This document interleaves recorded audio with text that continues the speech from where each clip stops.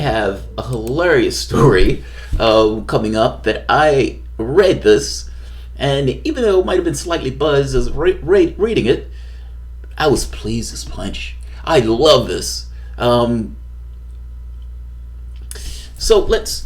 just so we're clear, this story, Ocasio-Cortez, the attractive woman that's behind me. So how do I want to talk about this? So let's talk about it this way. The media, regardless of how the media may try to portray itself, is not standing out of the political space. Oftentimes when you read a story, you read an article, it makes it feel like it's the voice of God. Like the person who's talking is talking from this tone where they are above it all and they know everything that's taking place within the situation. They have absolute knowledge of whatever they're talking about. That's the perspective and the tone. They need to come across as an authority. So the perspective in which they write it is as an authority, whether they are or not. The fact of the matter is, politicians have gotten to use the media as a weapon in and of itself. Meaning, it's not a story that these guys are reporting because it's news that people need to hear. It's a story that they're reporting because somebody leaked it, or because of a relationship with the political figure that's being put out. Meaning, it could be a favorable story about a political figure because the person is friends with the person who wrote the story, or it could be a negative story about the political figure because somebody else was friends with one of the reporters or had a relationship with the reporter and was able to leak the information, and the reporter, purely based on capitalistic instincts of, oh, this is a great story, I'm going to go after this person, runs with it. Some of this happens with stuff like Medicare for All, where Jake Tapper comes out with a story essentially trying to put a knife in Medicare for All. Oh my God, look how expensive this is going to be. Now, Jake Tapper is motivated to do that because once they built Ocasio-Cortez up, it was, let's say, you could say there was a motivation there to try to put a knife in that balloon. The stories with Hillary Clinton, where it comes out in the WikiLeaks docs that there were relationships with some of the reporters, and some of those reporters who at one point had said they were going to pretend to be Bernie Sanders supporters. So at the moment where Clinton loses the race, or Bernie Sanders loses, they'll hop in and say, we need to support Clinton now that Sanders has lost this race. We need to support Clinton. And I'm saying this purely on my own volition, without any contact between the person or the other campaigns. Do we honestly believe that everybody that comes out with a particular position is coming out with that position? No, some of those people are motivated because of relationships they have. One of the other situations, in which case I'm making, the point that they're making here is that media becomes a weapon in a political conflict. It is not staying outside of the conflict, just observing it all. It is part of the conflict. It's something that is used, where they're pushed, where they're prodded, in order to get certain stories out. When Clinton lost that race, Clinton comes out and says, it is the responsibility at this point to get across to people that I didn't lose because I didn't show up in Wisconsin. I didn't lose because I chose Tim Kaine to be my vice president. I didn't lose because I was running a criminal investigation for a year or two. I didn't lose because my name was Hillary Clinton and I was dramatically unliked. I lost because of fucking Russia. And puts that out in the book Shattered. It makes the point that was one of the stories that Clinton put out because she wanted to absolve herself of blame for losing to a reality show host. I am making the point that media is part of the political space, even though the perspective that it takes often is that it is outside of the political space. It is not. It is a weapon. It is something that is used for political ends, just like anything else. When they release information, when they drop a videotape of Donald Trump saying grab him by the pussy, do you honestly believe that media tape was just dropped randomly, willy-nilly? Opposition research that uses the media in order to hit the other political opponent. I say that to say this, and that was a long-winded way to make a point. An article comes out in Politico, and even though this article may come across as just being, look at this thing that just so happened to be written, it is possible, and I would even go so far as probably likely, that there was somewhat of a relationship with some of the members of this particular thing, because keep in mind, one of the media things is access. And within that access, and within that relationship, it probably was gotten across to somebody in the media that many of the Democrats were greatly aggravated by Alexandria Ocasio-Cortez. Why, Jamarl? Why were these Democrats aggravated by Ocasio-Cortez?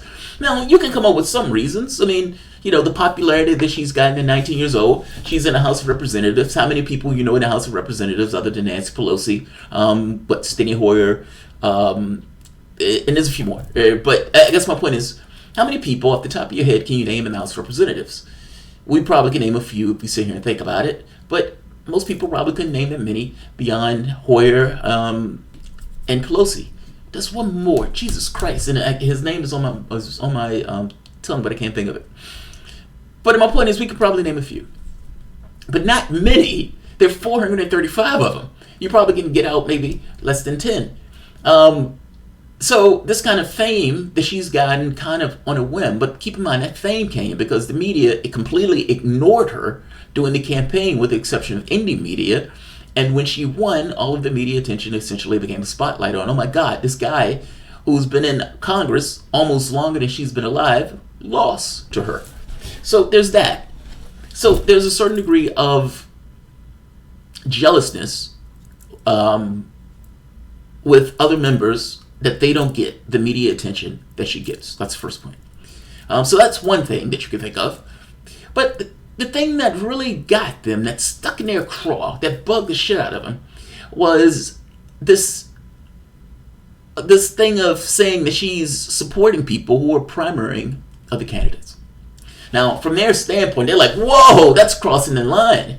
Now, her point is, she's primary candidates who aren't necessarily living up to things that she needs to push fast, meaning she gets elected to push forward certain policies. She was full-throated, outspoken, that she was supporting Medicare for all, that she was trying to get rid of ICE, the education benefits, climate change, Green New Deal, that's her thing.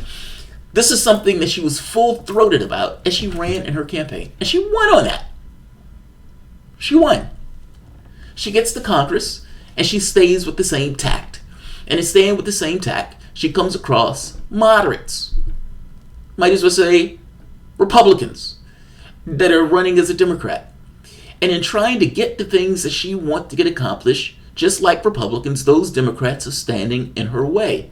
And she says, yes, we need to primary these Democrats because my job, my objective, the thing that I came here for was to get these things passed.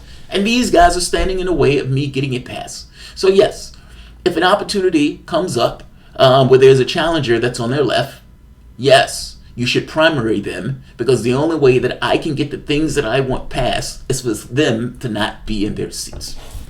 That bugged them. That bugged the shit out of them. That's a logical thing for her to say. And I guess you can make a case that it's a logical thing for them to be bugged by it, seeing as they're the moderates that she wants to take out their seats. I look at this and say, you should be bugged. By the same token, it is her responsibility to put forth that particular perspective. She's a democratic socialist who's running as a Democrat because third parties have such a hard time in this country. And as running as a democratic socialist, her objectives and the things that she wants to accomplish run afoul of Democrats who are in her own party that don't agree with that. You know, she wants a Green New Deal. They don't. She wants the Medicare for all. They don't. And at some point, you're like, look, if I want to get those things accomplished, I need to get these guys out their seat. The Democrats don't like that. They're bugged by that. They want her to play part of the team. And not just that, they want her to use the people who follow her and to sheepdog those people into the Democratic Party. We would prefer that, you'd use all those people who pay attention to you to kind of help us get elected. That's what we want. So they're talking about using a carrot and a stick approach to try to get her to fall in line. I'm fascinated by this, even though I'm not shocked by this, but this is funny shit ever. And her response to this is fucking nerd-rific. I love it. So I'm going to read some of their complaints. But that's literally the entire political piece. It's Democrats complaining that she's attacking them and not hitting Republicans enough, and that she was openly willing to have them lose in primary challenges. Great, good. You should be bothered. You should be unnerved. Fact of the matter is, the only reason Ocasio-Cortez exists is because you guys were such failures at your jobs. So let's be very clear. She's not there for shits and giggles. She's there She has a different business model or a different business pursuit. Alexandria Ocasio-Cortez is making enemies in the House Democratic Caucus, and some of its members are mounting an operation to bring the anti-establishment Democratic Socialists with 2.2 million Twitter followers into the fold. We're going to bring her to heel. That's what they're saying. And the whole point of this is to make her aware of this. That this is kind of what I'm saying. I don't think this necessarily was just written in a normal way. This probably was leaked. Or leaked that there were anger and annoyance at Alexandria Ocasio-Cortez. Otherwise, how would he get the story? And the point of this is to make it clear that they're bothered and annoyed by her. That's the point of the article. It's not so much that I believe that the person wrote it. Even, yes, somebody wrote it. I don't mean it that way. I just mean that the direction of the story, let's say it that way, was probably leaked. Especially with them being so open with their commentary about how much they're aggravated by her. The effort described by nearly 20 lawmakers and aides is a part carrot, part stick.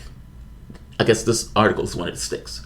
Some lawmakers with ties to Ocasio-Cortez are hoping to coax her into using her star power to unite the Democratic Party and turn fire on the Republican Party. Yeah. Others simultaneously want Ocasio is destined for a lonely, ineffectual career in Congress if she continues to treat her own party as the enemy. Oh, I love this. Threats. I'm sure Mrs. Cortez means well, but there's almost an outstanding rule. Don't attack your own people, said Emanuel Cleaver. We just don't need sniping in the Democratic caucus. If, again, you did your jobs, Alexandria Ocasio-Cortez would not be there. She is the consequence of your failures and your behaviors. So, say what you will, you built her. Incumbent Democrats are the most annoyed by Ocasio-Cortez's threat to back primary opponents against members of her. I don't think that's a threat. I think she means that. She can't get what she wants accomplished while you're in office, meaning, logically, she has to back primary challenges to get you out of office in order to affect her legislative goals. Just saying. It makes all the sense in the world. You have different objectives. But their frustration goes beyond that. Democratic leaders are upset that she railed against the new set of House rules on Twitter the first week of Congress. They're angry at her for bitching about that rule. Rank and files are peeved that there's a grassroots movement to try to win her the top committee post. So they were annoyed that people have rallied around, I guess like protesting that type of stuff, in order to try to put pressure on the party in order to give her one of the positions that are apparently is never supposed to go to somebody who's a freshman. Even some progressives who admire AOC, as she's nicknamed, told Politico that worry that she's not using her notoriety effectively, which is, you need to essentially support Democrats, blue no matter who. She needs to decide, does she want to be an effective legislator or just continue to be a Twitter star? It goes beyond Twitter. And yes, she's using Twitter because you weren't in office yet. You were literally just getting there the first week. What was she supposed to use? There was no official capacity. It was her using Twitter because that was the medium that she was using. And by the way, she has 2.2 million Twitter followers, and she's won her election doing what she's doing. I think she's doing okay. But thanks for your opinion. The next person. None of this came by playing by the usual rules. Indeed, Ocasio-Cortez's willingness to take her party establishment with unconventional guerrilla tactics is what got her here. Yeah, she got elected under this model. Why would she change it? Just saying. In fact, her power goes down the further she goes into supporting just status quo Democrats. Understand what I mean? Just because all of you are in the same party doesn't necessarily mean that all of your objectives are the same. Just because you're in the same country doesn't mean that all of you are pulling in the same direction. The same thing is true with this.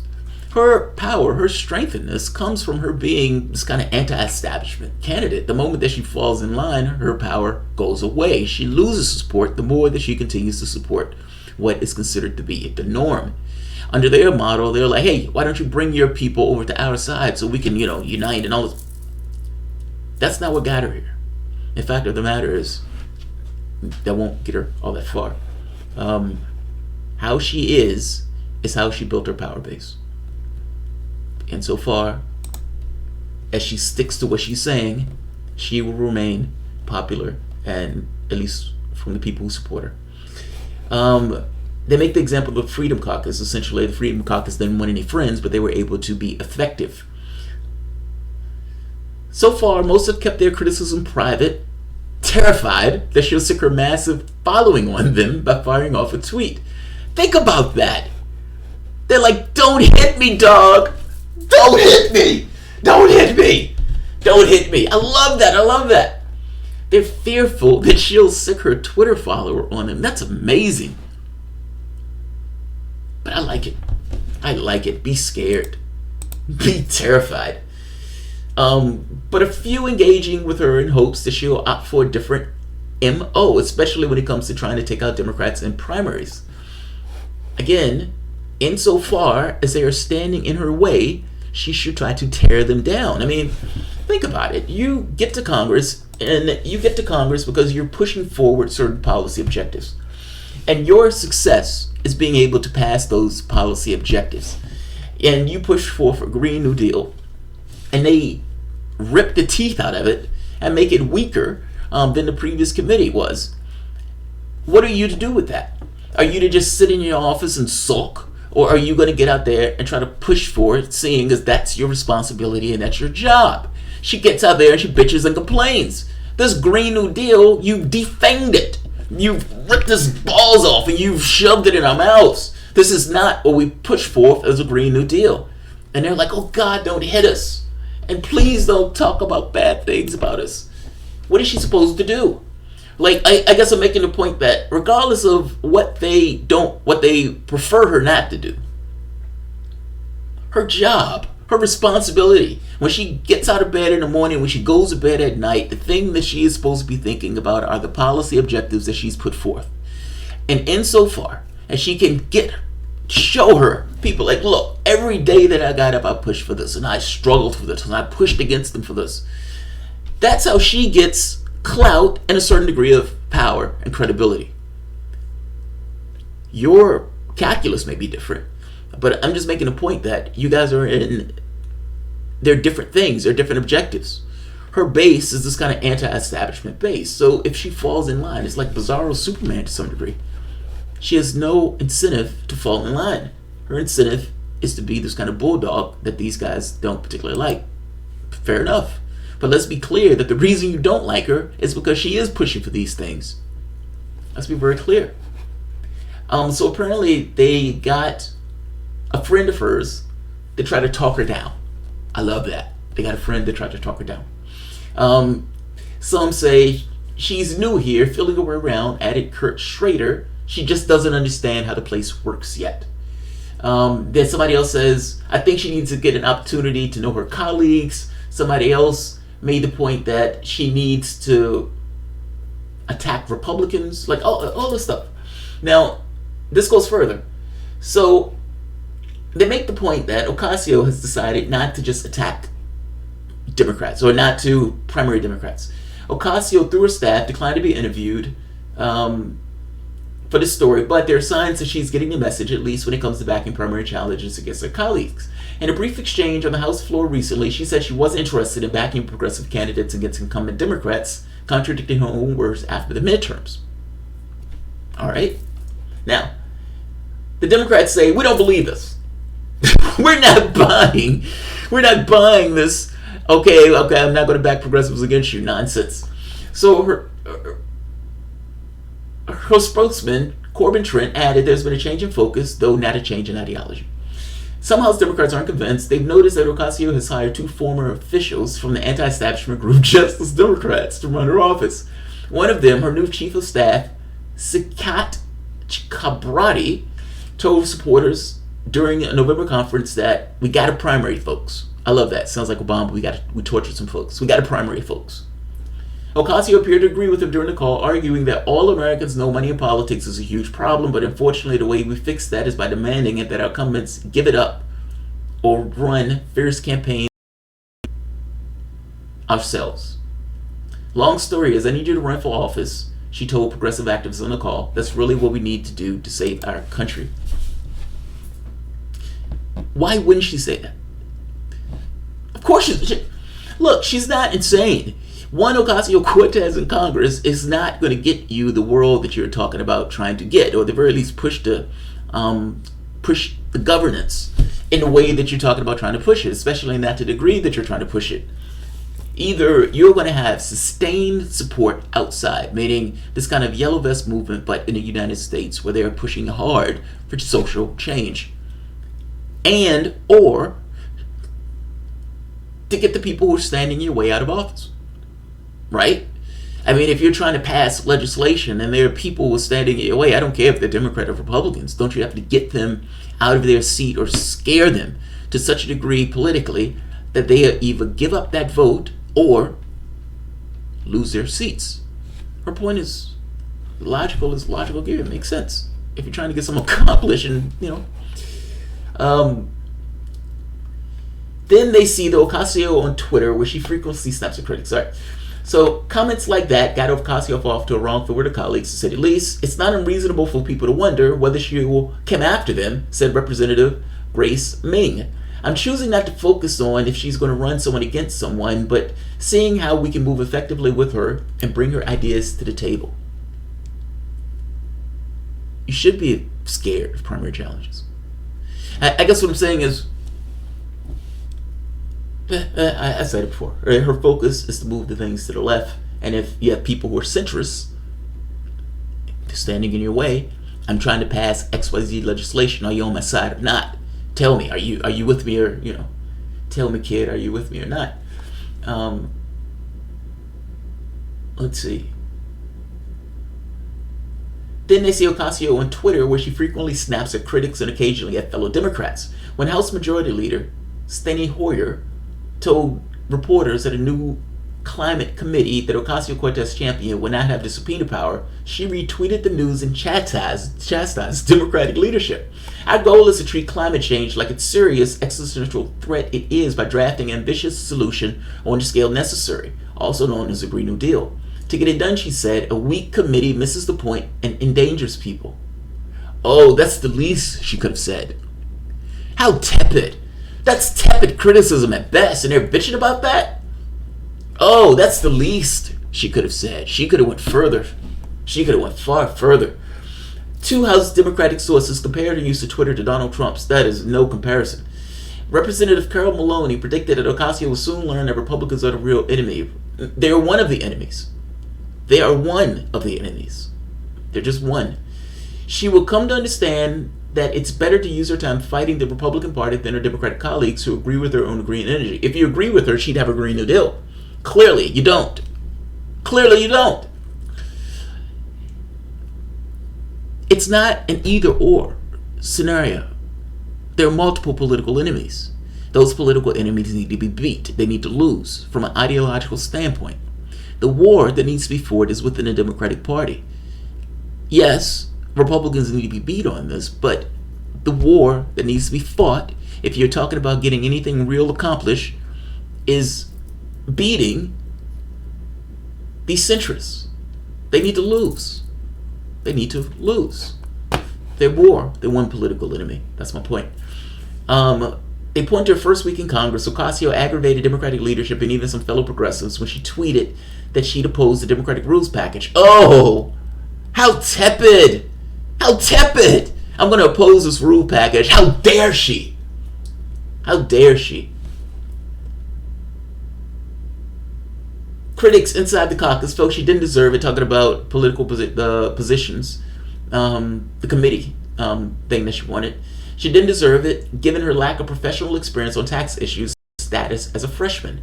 It totally pissed everybody off, said one senior House Democratic lawmaker of the campaign. You don't get picked for committees by who your grassroots supporters are. Yes or no, maybe. Somewhere in between. Fair enough.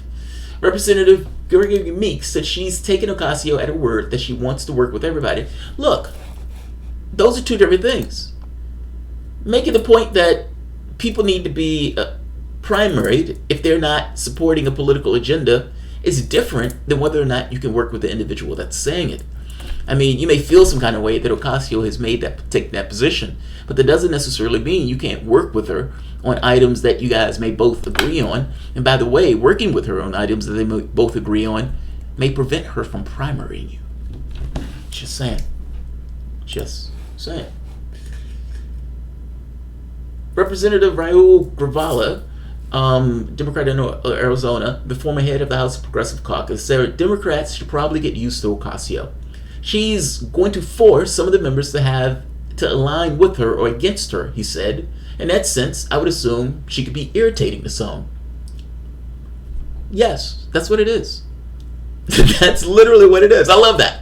I love how pressing and straightforward that is. Maybe it's the aunt or the uncle you didn't want to invite to the wedding, Gravala added, but Ocasio is part of the family. I love this. Either you align with her or you don't. And if you don't align with her, she would be pretty annoying, pushing for policies that are better for the American people or that on the whole, the American population agrees with. So, I love this. Now, her response to this. What's this? Do you remember? God, I want to show this, but they're going to shut my video down if I try to show it. This. Fuck. Alright, so this is Rorschach. Given this. In fact, let me show her tweet. But this is where it's coming from. Her response to this was, to quote Alan Moore, "None of you understand." This is my best voice I could do this one. "I'm not locked up here with you. You're locked in here with me." Now, that comes from Watchmen. Hey, you're pretty famous, right? And you know what? I'm pretty famous too. Ain't that right? That's right. You know, maybe I can give you an autograph, huh? What you say, big boy?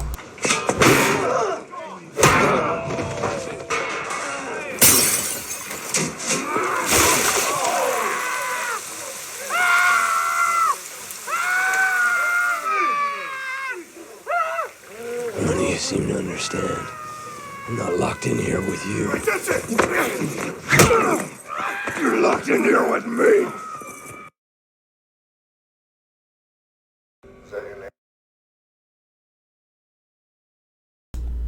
God, I love that line. I love that line. I love that movie. I love that movie. The Watchmen is classic. The Watchmen is classic. You have to see that scene. I'm not locked in. You're not locked in here with me. Or I'm not locked in here with you. You're locked in here with me. Yeah, that was a badass scene. Now, whether or not that could be bravado on her part, there is a certain amount of bravado in that. Watchmen, yeah. 300 was right. And the Man of Steel. Yeah. Zack Snyder. That could be bravado. In which case, she still, bends and then so forth. Or she could be real with that. This political piece is just them bitching and moaning at what amounts to a certain degree of star power or political star power, and what amounts to somebody who's pushing forward an agenda that they either have to align with or not.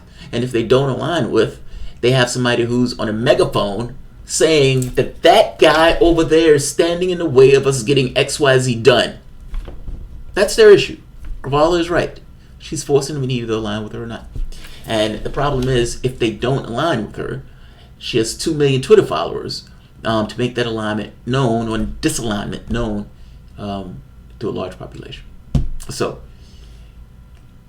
I like that. Jinho Choi, AOC will refuse to play nice with corporate Democrats. Emily List will primary AOC in 2020.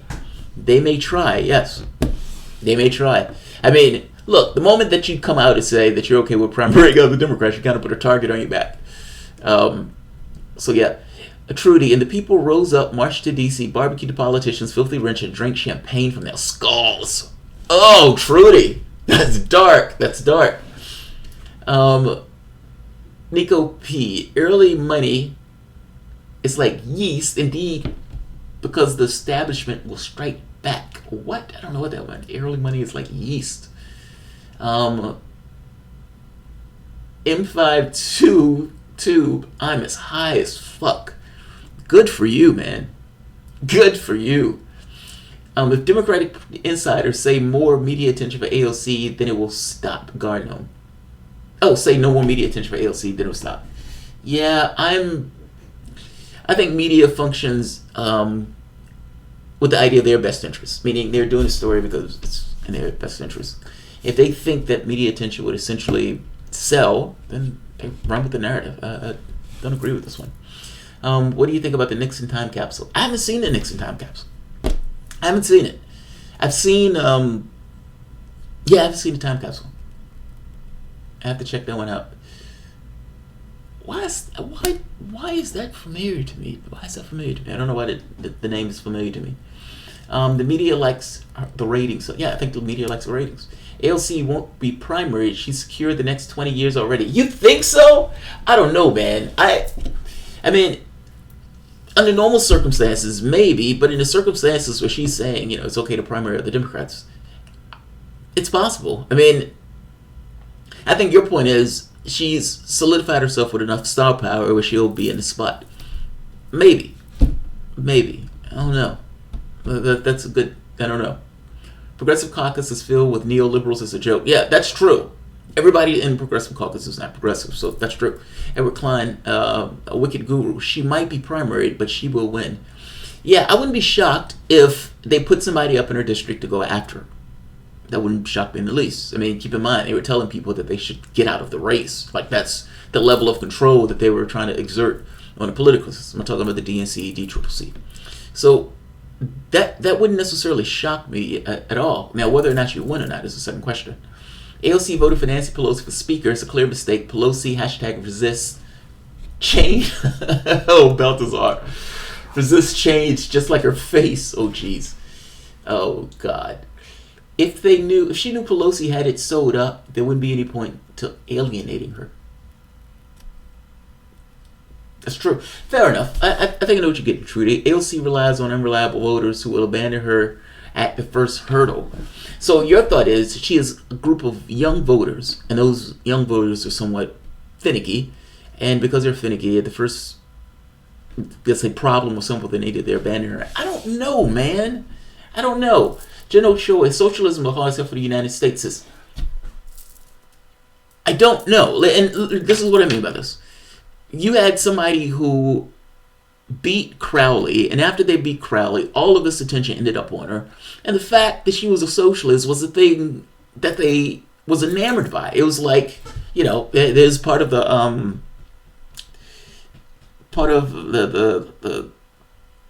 wall. What is it called? Jesus Christ, Harlem Renaissance. There was this poem by Langston Hughes, Negroes in Vogue. It's not a poem, but Negroes in Vogue. This is kind of what this is. It's like all of this attention was all of a sudden heaped on this person, and it could build a narrative around this young democratic socialist, and she's attractive, and she's taking out Crowley. This is somewhat of an attractive story that they can build a narrative around. At that point, socialism became in vogue. It wasn't, the old balding guy with the, it's this young, attractive, Latina. That's why I don't think it's as simple as socialism is a hard sell. The socialism at this point was associated with somebody who was an easy sell, in which case it became somewhat glamorizer. But you might be right. I don't know. You might be right. I don't know. That district has held a Democrat for God knows how long. So it won't be somebody who she'd lose to probably as a Republican, but more so the question would be what would take place in the Democratic primary. And that AOC is a pop socialist. Yes, that's true. Not a real one. That's true. No, you're right. I mean, none of this group is saying, let's take the railways or let's socialize the railways or whatever.